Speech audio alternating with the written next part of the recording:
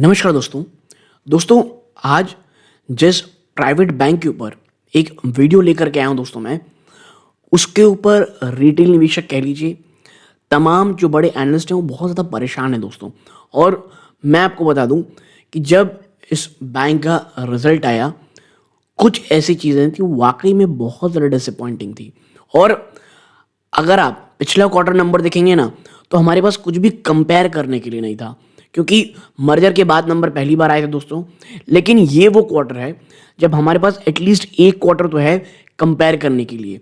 तो HDFC bank एक बहुत ही, आप कह सकते हैं, परफेक्ट स्पॉट में है एक उन निवेशकों के लिए जो मर्जर के बाद कुछ एक सोच रहे हैं कि एक बड़ा, एक काफ़ी शानदार वैल्यूएशन हो सकता है, एक बहुत अच्छी अपॉर्चुनिटी मिल सकती है। उनके लिए ये वीडियो बहुत ही अच्छा होने वाला है दोस्तों, कि मर्जर के बाद वो कौन से बहुत बड़ी सेटबैक्स हैं जो बैंक को मिली, बैंक किन चीज़ों में रिलाय कर रही है आने वाले समय में अपने मार्जिन को बढ़ाने का, वो कौन से कारण थे जिसका मार्जिन अच्छे नहीं रहे, डिपॉजिट में आप कह सकते हैं जो डिपॉजिट्स हैं उसमें स्लो डाउन के पीछे का कारण क्या है। ऐसे तमाम सवाल इस एक वीडियो में देने की मैं कोशिश करूंगा दोस्तों।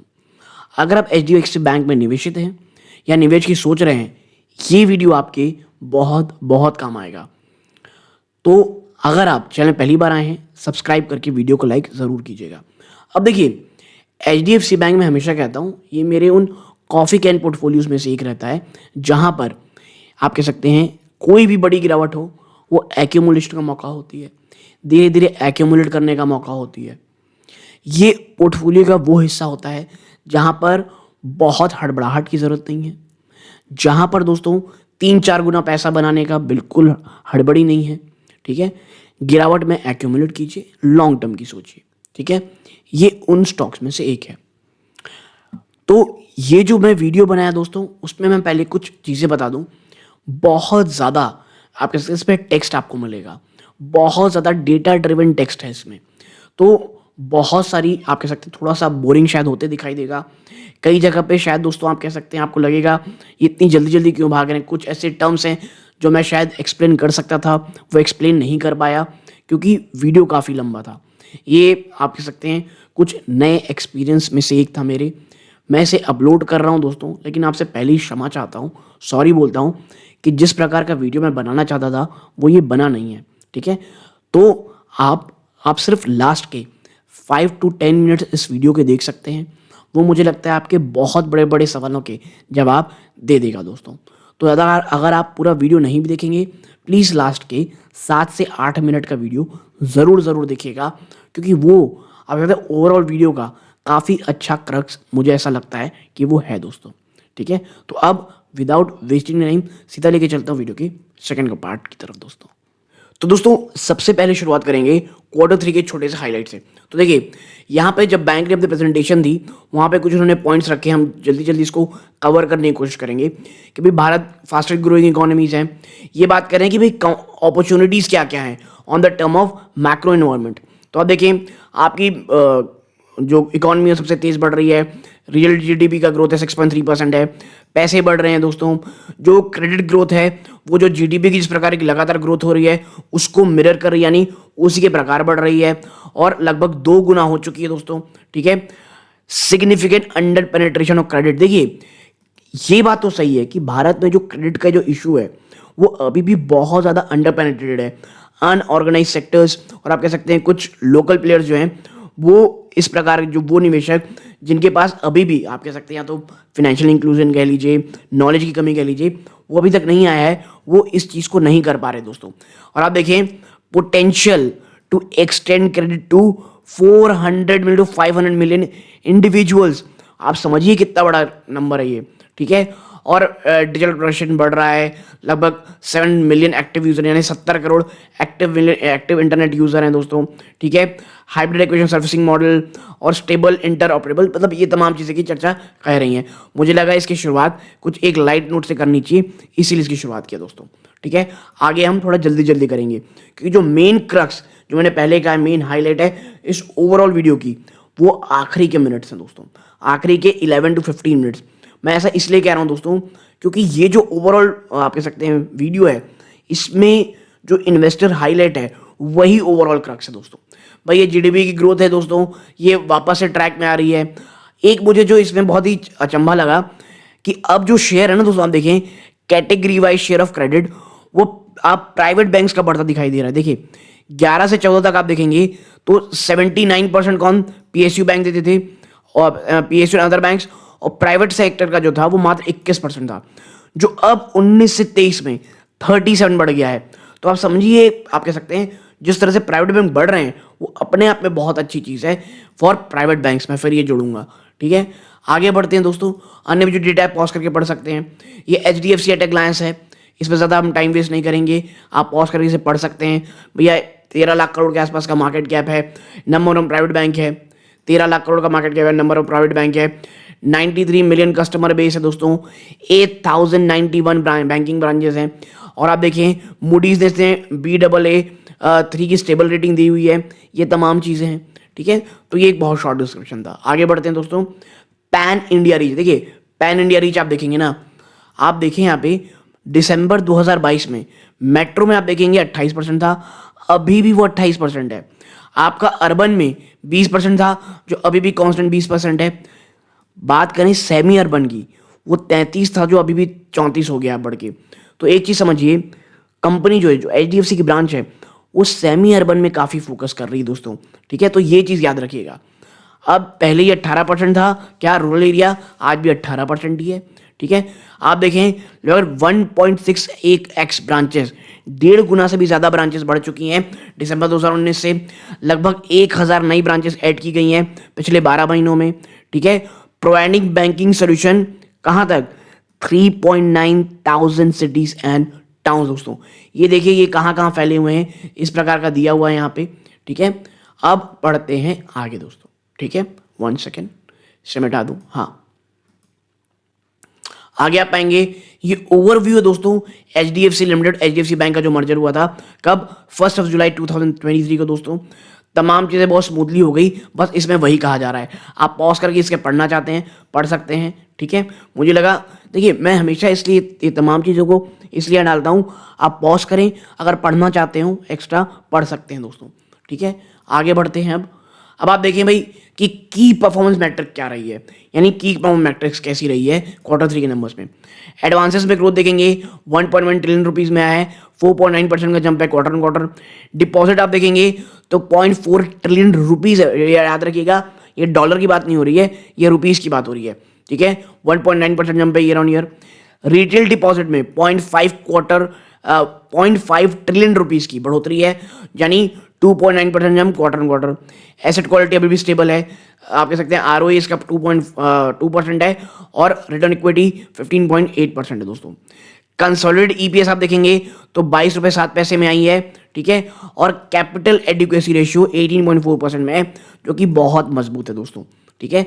तो एक क्विक स्टांसिस, क्योंकि यहाँ पे दोस्तों देखिए क्वार्टरली नंबर्स में ज़्यादा मैं जाने वाला नहीं हूँ, क्योंकि HDFC बैंक के जो निवेशकों का जो मेन जो पॉइंट ऑफ व्यू या मेन जो इशू है वो फ्यूचर को लेकर के है, ठीक है। तो उसमें इस बार ज़्यादा फोकस करने की हम कोशिश करेंगे दोस्तों, ठीक है। ये देखिए अगर हम की फाइनेंशियल पैरामीटर्स को देखें तो ग्रॉस एडवांसेस दोस्तों 24,693 बिलियन रुपीज़ में आया है, 4.9% जंप है क्वार्टर ऑन क्वार्टर, ठीक है। डिपॉजिट में देखेंगे तो 1.9% का जंप है क्वार्टर ऑन क्वार्टर। और ओवरऑल डिपॉजिट में कासा रेशियो यानी करंट अकाउंट सेविंग्स अकाउंट का जो हिस्सेदारी वो 38% है। ग्रॉस NPA 1.26% में है। नेट इंटरेस्ट मार्जिन देखेंगे 3.4% में आपको देखने को मिलेगा। ROA रिटर्न ऑन एसेट देखेंगे 2% है। कॉस्ट टू इनकम रेशियो 40.3 है, ये थोड़ा सा ज़्यादा है, ठीक है। Capital adequacy ratio no doubt 80.5% में, which is great, which is fine, ठीक है। अब आपको लग रहा होगा यार सब तो बड़ा अच्छा है, तो प्रॉब्लम क्या है, बस आप थोड़ी देर रुकिए आपको समझ में आएगा कि मेन इशू क्या चल रहा है, ठीक है। ये देखिए सस्टेन ग्रोथ अक्रॉस सेगमेंट, और देखिए इसमें मैं जो चार्ट दिखाना चाह रहा था वो composition of retail loan book.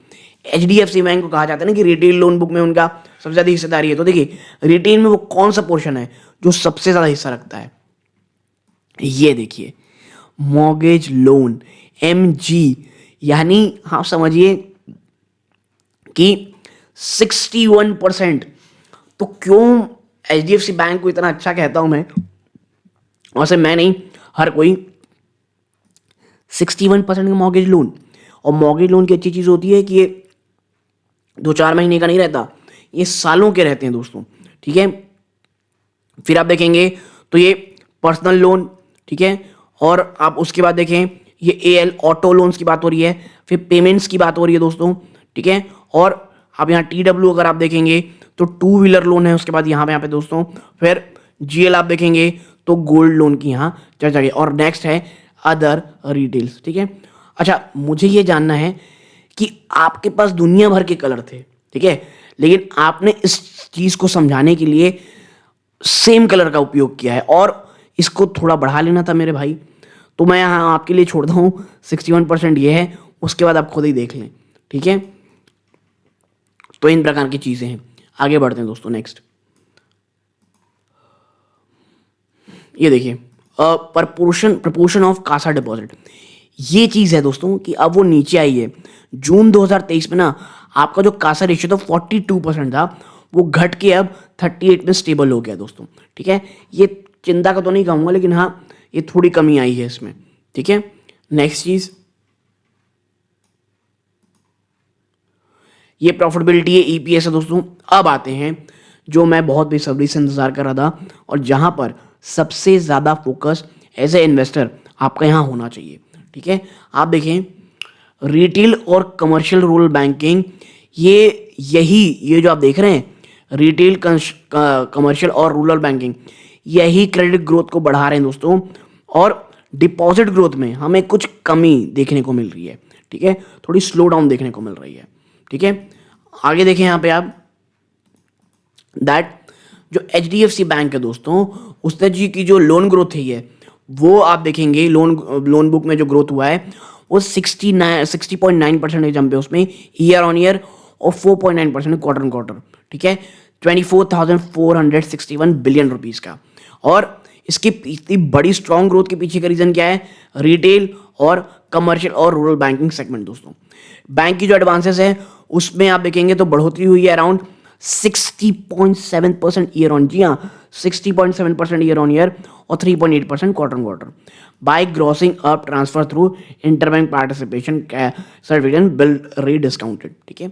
हाँ, हमारे लिए काम की चीज क्या है? Retail segment. तो देखिए यहां पे आप देखेंगे कि जो रिटेल सेगमेंट में जो ग्रोथ देखने को मिल रही है and reported increase of 11% year on year, retail segment led जो ग्रोथ है, यानी रिटेल सेगमेंट में 11% का जंप है ईयर ऑन ईयर, 3% जंप है क्वार्टर क्वार्टर, और primarily driven by strong performance in mortgage business. पीछे का रीजन, इसके पीछे का रीजन क्या है रिटेल ग्रोथ में इतनी अच्छी मजबूती आना? मॉर्गेज लोन दोस्तों, ठीक है। और retail mortgage disbursement of 460 billion rupees during the quarter grew by 18%। आप समझिए एक चीज को, ये ऑलरेडी बहुत बड़ा बैंक है और इतनी अच्छी आपको बढ़ोतरी देखने को मिल रही है। नाउ और देखिए ईयर ऑन ईयर के बजाय क्वार्टर ऑन क्वार्टर ज्यादा देखें दोस्तों, ठीक है। Now the commercial rural banking segment continue to see robust momentum of 31.1% year on year और 6.5% quarter on quarter, led by the rural expansion reaching 210,000 against 60,000 last year दोस्तों। आप देखें जो कमर्शियल रूरल बैंकिंग है ना दोस्तों, वो लगातार शानदार मोमेंटम दिखा रहा है, और आप देखें अब वो आप कह सकते हैं 2,10,000 में हो गया है, जो पहले मात्र 60,000 था दोस्तों, विच इज ग्रेट। आप देखें जो ओवरऑल लैंडिंग बुक है ना दोस्तों बैंक कंपनी की, ठीक है, और देखिए इसमें एचडीएफसी लिमिटेड इंक्लूडेड नहीं है, ये याद रखिएगा, ठीक है। अगर हम देख रहे हैं यहाँ पे, अगर हम ग्रोथ लिखा है यहाँ पे कि भैया 11% jump year on year wholesale lending में, तो उसमें एचडीएफसी इंक्लूडेड नहीं है, ठीक है। 2% जंप है quarter on quarter. Non individual loan अगर आप देखेंगे ना, EIGMC credit to 0.99 trillion rupees as compare to 1 trillion rupees सितंबर, यहां आपको गिरावट देखने को मिल रही है। बात करें लाइबिलिटी साइड में दोस्तों, तो कंटिन्यू जो फोकस है बैंक का वो है ग्रैन्युलर डिपॉजिट्स में दोस्तों, ठीक। अब आगे बढ़ते हैं, 1 सेकेंड। नाउ आप देखिए जो ग्रोथ है ना दोस्तों, कहां पर? डिपॉजिट में, उसमें एक रीजनेबल स्लो डाउन देखने को मिल रहा है इस क्वार्टर में, ठीक है, compare to credit offtake, जिसके कारण आप कह सकते हैं क्रेडिट टू डिपॉजिट रेशियो, ठीक है, क्रेडिट टू डिपॉजिट रेशियो में आप कह सकते हैं ये 110.5% रहा है, जो पहले 107.3% था। बट मैनेजमेंट ये एक्सपेक्ट कर रही है कि भैया डिपॉजिट जो है दोस्तों वो बढ़ेगी एक्सिड क्रेडिट बाय 300 से लेकर के 500 बेस पॉइंट की आने वाले सालों में। और देखिए ये जो क्रेडिट टू डिपॉजिट रेशियो है इसमें आप कह सकते हैं ये एक चिंता का विषय है। जो ये डिपॉजिट में एक रीजनेबल स्लो डाउन देखने को मिल रहा है ये भी एक चिंता का विषय है। और मैं इसीलिए कह रहा था नंबर्स के बजाय ना नंबर्स को डिकोड करने में वो ज़्यादा ज़रूरी है दोस्तों।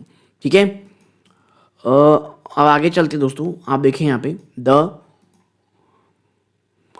टर्म डिपॉजिट को अगर आप देखेंगे तो वो आप रिपोर्ट किया है 42.1% का ईयर ऑन ईयर और 1.8% क्वार्टर ऑन क्वार्टर।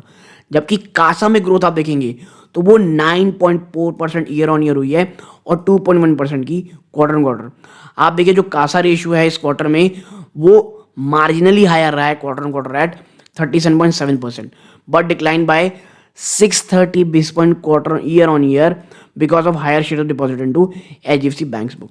इसीलिए मैं कह रहा हूँ क्वार्टर ऑन क्वार्टर में नजर रखें दोस्तों, क्योंकि अब आप ईयर ऑन ईयर जाएंगे तो भी उसमें एचडीएफसी बैंक की जो बुक्स है उनकी टाइम डिपॉजिट की भी आपको ऐड आप यहाँ पे कर रहे हैं। ठीक है, नेक्स्ट ईयर क्या है दोस्तों, sequential flat names net interest margin. इसमें जो सीक्वेंशियल फ्लैट है ना लगातार दूसरे क्वार्टर में, ये एक थोड़ा सा प्रॉब्लम है दोस्तों। और यही मुझे लगता है सबसे बड़ा टेंशन, सबसे बड़ा कंसर्न ओवरऑल निवेशकों के लिए। Cost to income ratio continue to improve. देखिए जो निम्स, मैं इसे निम्स ही बोलूंगा, नेट इंटरेस्ट मार्जिन आप समझ जाइएगा। निम्स जो है क्वार्टर 3 24 में ये 3.4% रही है, जो कि क्वार्टर ऑन क्वार्टर तो फ्लैट है लेकिन 4.3% से गिर करके 3.4 में ही आ गई है। आप देखें the yield on assets including share holders fund, उस पर थोड़ा बढ़ोतरी 10% की, क्वार्टर 10 बेसिस पॉइंट की, माफ कीजिएगा 8.3 में। और देखिए ये तो बढ़ गया लेकिन which was offset by an increase in cost of funds by 10 basis point at 4.9%। ये जो आपको शेयर होल्डर्स फंड से जो यील्ड आई है दोस्तों एसेट ऑन एसेट, उसकी जो आप कह सकते हैं भरपाई गिरावट के तौर पे यहाँ पे हुई है कॉस्ट ऑफ फंड में जो बढ़ोतरी हुई है दोस्तों। जो नॉन इंटरेस्ट इनकम है दोस्तों इस क्वार्टर में वो लगभग 1,11,370 मिलियन रुपीज में आई है। 31% ग्रोथ है ईयर ऑन ईयर, 4% का क्वार्टर ऑन क्वार्टर। बात करें फीस इनकम की, भैया बहुत जरूरी हो गई है। इतना कमा रहे हैं फीस इनकम और एक्स्ट्रा इनकम से ना प्राइवेट बैंक्स में, आपको क्या बताऊं। ठीक है, वो 69,400 मिलियन रुपीज में आई है दोस्तों। ठीक है, 1 सेकेंड हम इसे थोड़ा मिटा दें, आगे बढ़ते हैं। देखिए increase of 14.7% year on year, 14.7% jump है फीस में दोस्तों, और लगभग फ्लैट रहा है 0.1% है क्वार्टर क्वार्टर। बात करें नेट ट्रेडिंग और मार्क टू मार्केट गेन की तो ये 14,000 मिलियन रुपीज में ये आया दोस्तों, जो पहले 2,600 मिलियन रुपीज में था दोस्तों।